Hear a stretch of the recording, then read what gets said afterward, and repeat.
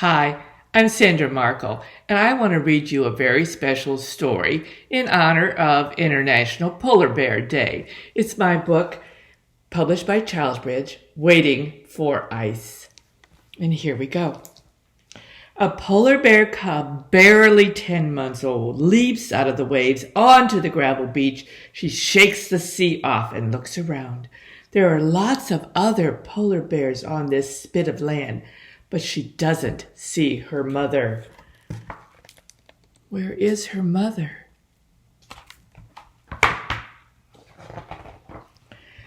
Screaming, the young cub searches in one direction and then another. She sees lots of adult females, but none is her mother. The cub runs away, screaming even louder. Whether orphaned or lost, the cub is among strangers, most much bigger than she is. Oh, look.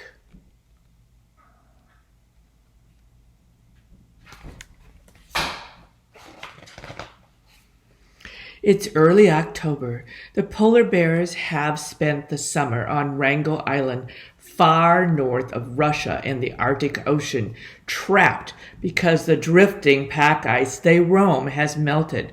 They must wait for the patchwork quilt of ice to return so they can hunt for seals and whales from these floating life rafts.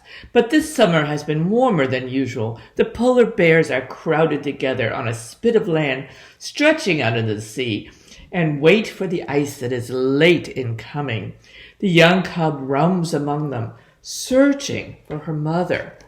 You see her down there, nose to nose with one. Are you my mother? Searching.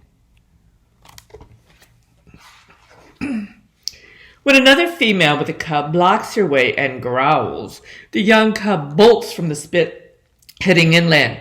She runs over rock-studded, ice-crusted tundra, up a steep slope. This past December, on another hillside, she was born in a snow den.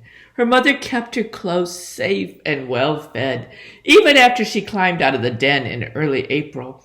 Polar bear cubs usually stay with their mothers 2 to 3 years. This cub is already alone, on her own. Remember, she's a spring cub, less than a year old.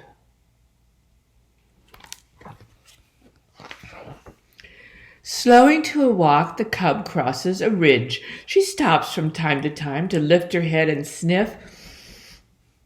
Nearby are jagged cliffs where all summer thousands of black-legged kittiwakes nested, raising chicks. The flock has flown south, but the cub follows her keen nose and finds a dead bird. She feeds on this and then walks on, carrying what's left for later. There she is. A little something to eat. After a while, the cub curls up and naps with her back to the wind.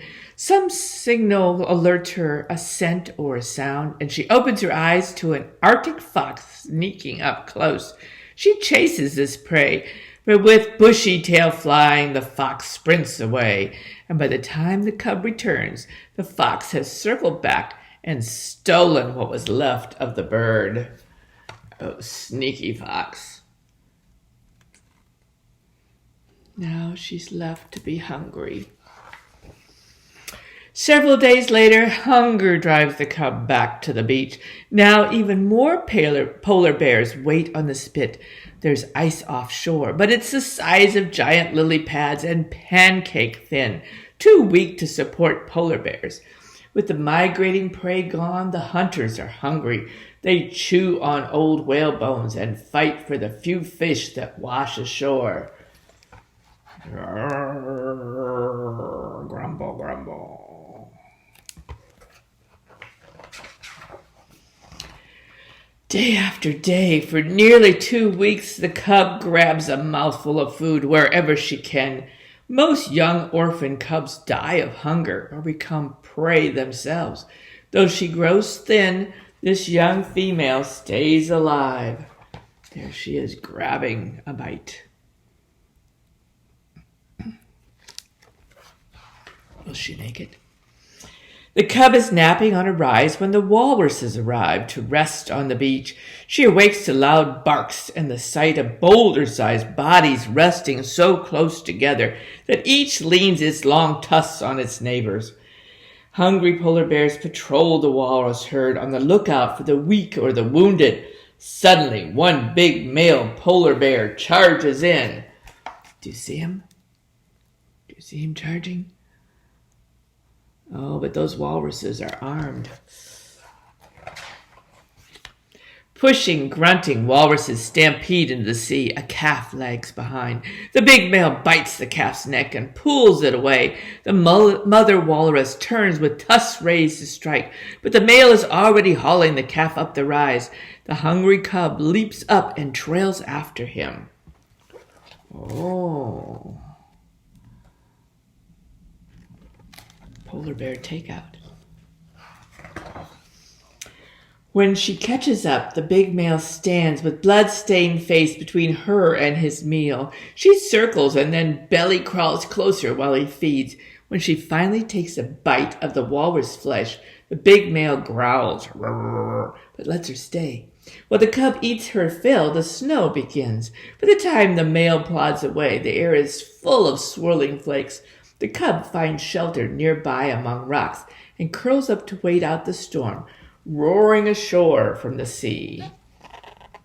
But now she's sleeping with her belly full. There's hope.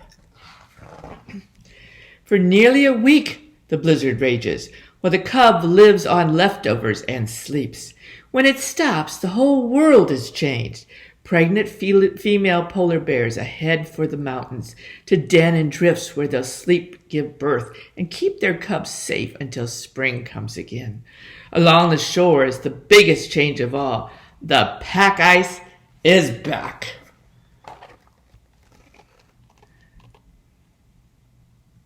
Wow. The waiting is over. Free to roam and hunt. Big adult males leave at once. Over the next few days, young adults follow. So do mothers with cubs trailing behind them. The orphan cub lingers on this land that is harsh, hungry, and home. Daily, though, she goes out to hunt and onto the ice to explore. There she is. Finally, the ice is thick enough to support a big polar bear.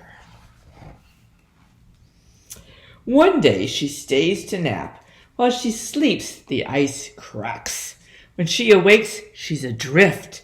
Though Wrangel Island is only a short swim away, she stays. To grow up, she'll have to learn to hunt on the Arctic Ocean using ice floes as resting places, and that is exactly what she will do.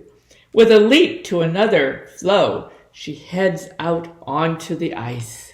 Look at her sniffing the cold Arctic air. And that is the end, because that's the end of this story. Waiting for Ice. Published by Charlesbridge. Written by me, Sandra Markle.